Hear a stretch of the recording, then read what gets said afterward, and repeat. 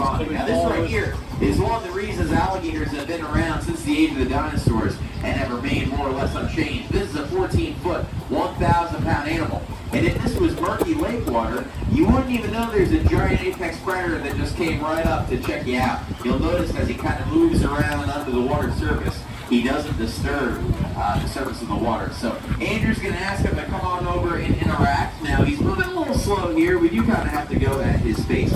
But once he does pop up above the surface, that is usually when he'll start to get nice and interactive with us. But he is deciding he just wants to sit there and do his best slog impression. Now, this is totally up to the free will of this animal. Now, so Andrew's going to hop right in, and sure enough, that got a reaction. Now, don't be too worried about Andrew. He's got Crocs on. He'll be totally fine. With Andrew in the pool, things should get very interesting. I'm sure everybody here knows alligators can move a whole lot faster than people can in the water. Now, this is a process known as operant conditioning. It's a simple training technique that capitalizes on natural behaviors and then rewarding them with food. Alligators do have a small brain, but they are very intelligent when it comes to getting their dinner.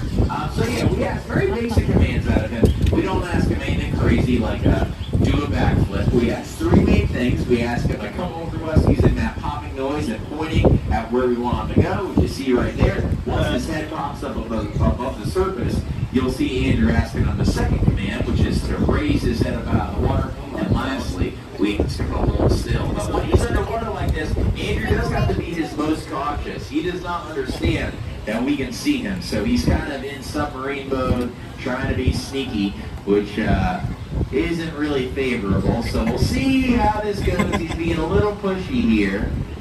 Once he does pop his eyes up, that is usually when he'll kind of get back on track. All right. So Andrew's asking him to pick his head up. He's being really slow. So they are cold-blooded too.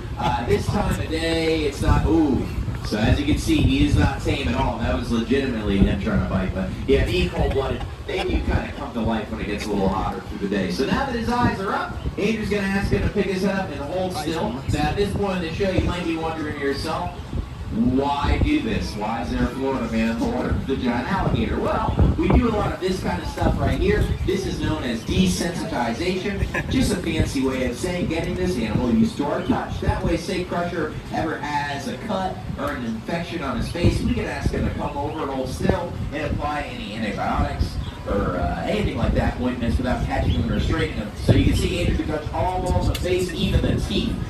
Usually get him to snap down, but he sits there waiting on that food reward. Just like any other man, the best way to crush his heart is through his stomach. And